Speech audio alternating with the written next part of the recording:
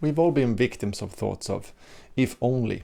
For example, if only I came from this and this family, if only I had more money, if only I had more time, if only I had the right contacts, it would be easier to run my business and make money. It is so easy to fall into thinking that other people have had it so much easier, and if we had just better circumstances, we would be better off. But one thing is for sure, whenever we buy into these thoughts of if only, we are diminishing ourselves and our can-do attitude, and we will have less results in life. Who knows, maybe it's even a safety mechanism that keeps us from trying to do new things in order to try to keep us safe, but unfulfills our own potential.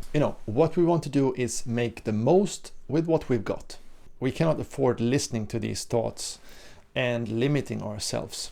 I really need to think that we need to look at the resources we've got and the situations we're in and see how can we make the most of this. We would probably find that we have both time and energy to invest in projects that can improve our life. But many people who work a 9-to-5 job might find that they don't have time and they don't have energy to do anything else to improve their life.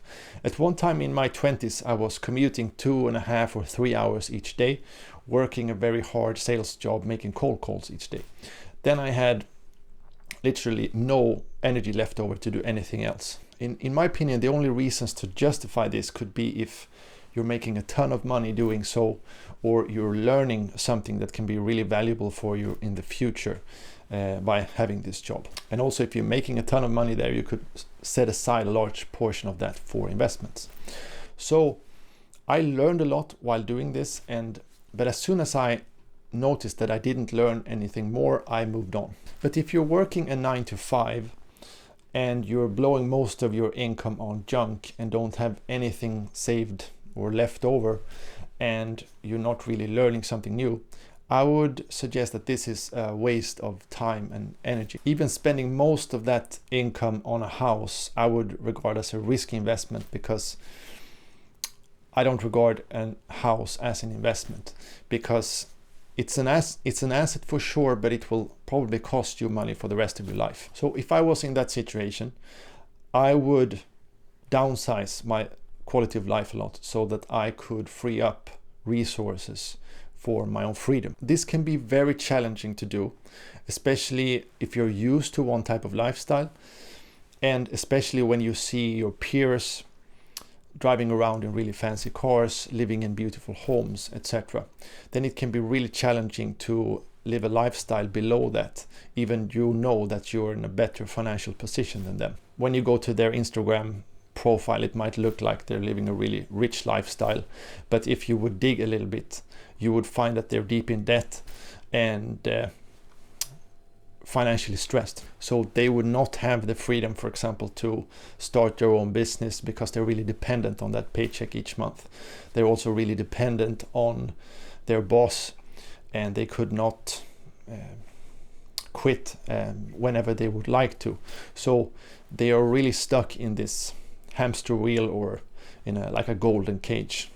But if you would downsize, you would have a lot more opportunities and possibilities than they have. Then you might say, why should I do this? Why should I downsize my life in order to do this? Well, having low expenses is really heaven, because it gives you freedom, it gives you options.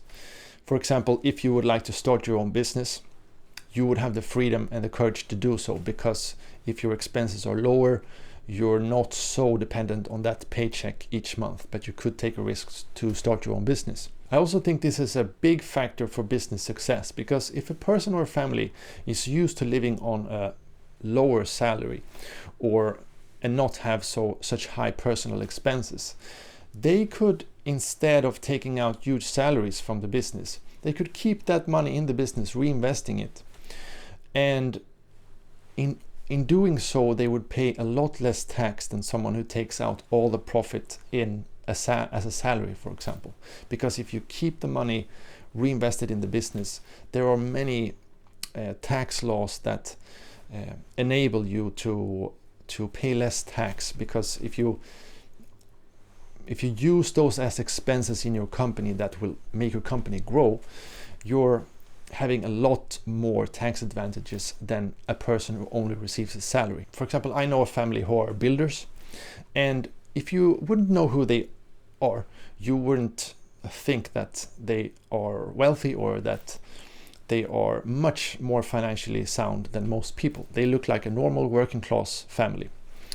But they have just finished one project where they have built a house where they rent out apartments, for example, and they are converting one big silo to apartments with an ocean view, for example. So they are doing really cool things, but if you wouldn't know them, you wouldn't know that they have financial muscle, so to speak. You know, if they were used to a really high middle class and upper middle class lifestyle and took out huge salaries, they wouldn't have the financial muscles to invest in these projects.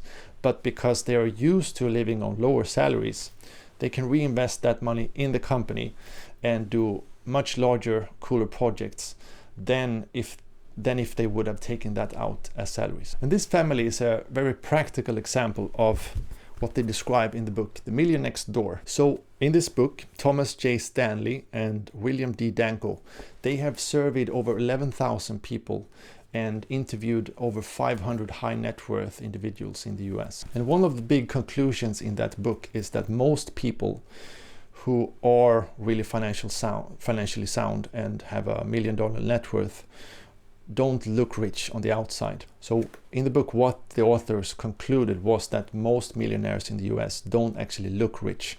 They have instead just spent less than they earned, invested, or built a business. You know, in the book, they put people in two categories: underachievers of wealth and prodigious achievers of wealth. And what they found was that underachievers of wealth, they were obsessed with showing off a rich lifestyle to others, which meant that they needed to take out huge salaries, and they spent most of those salaries on luxury items.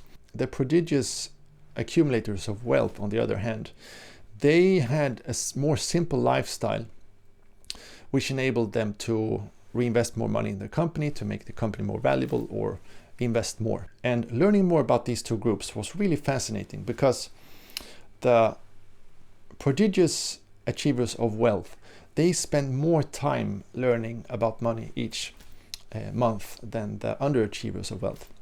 They also exercised more than the underachievers of wealth. This enabled them to probably become happier because they exercised more, they learned more about money, so they took smarter financial decisions. The underachievers of wealth, they often hired expensive financial advisors that took out a huge fee. And it was fascinating learning about these differences between these groups. So this reminds me of something that Warren Buffett said. Would you rather be known for being the best lover in the world, knowing you're the worst, or actually being the best lover in the world, but being known for being the worst? In other words, would you rather look rich while being poor, or having really sound finances, being rich while you look less rich? So we now have debunked the myth that we need to come from the special family or have the right circumstances in order to grow our net worth and to have sound finances. It rather comes down to having sound principles and habits around money and our finances. So then it comes down to, how do we do most with what we've got, like we spoke about earlier. So then we need to see, how can we apply our 3 resources in the most efficient way to reach this goal. So our 3 resources that we have to work with are time, energy, and money. So if we see that we have more of one out of these 3, we can invest that, put that to work to gain more of the other 2. Perhaps you're single and have a lot of time outside of work that you could invest in a project, for example. Perhaps you have set aside money each month that you could invest. Or perhaps you're very young and have lots of energy that you could put to work. You know, if you have surplus of one, you can start to put that to work to get more of the others. You know, and one idea that we could start doing is to start a side hustle where we can get experience of handling cash flow, doing marketing, doing sales, etc. Because these skills will be very valuable, and we can use these to to build a small business for ourselves. All these skills are very valuable, and even if your first idea or project fails, you will have learned and grown these abilities that you can use later on. So just trying and starting using these and developing these will be very valuable in the future. If you have a job that you love that pays you a good salary, you could set aside some of that income for investments that could be an asset that could be built up. For example, if you would simply invest 10 or 20% in an index fund that tracks the S&P 500, you could expect to see a 7 to 10% return annually. So if you would do this for some years and manage to put aside 100,000 here, that would start to have quite a large impact on your personal finances. And eventually, when that grows, that could be a huge additional income for you, or a growth of your money, and eventually it could even start to make more money than your actual salary. So these are some of the ways that you can start to apply your resources and gain more in the future.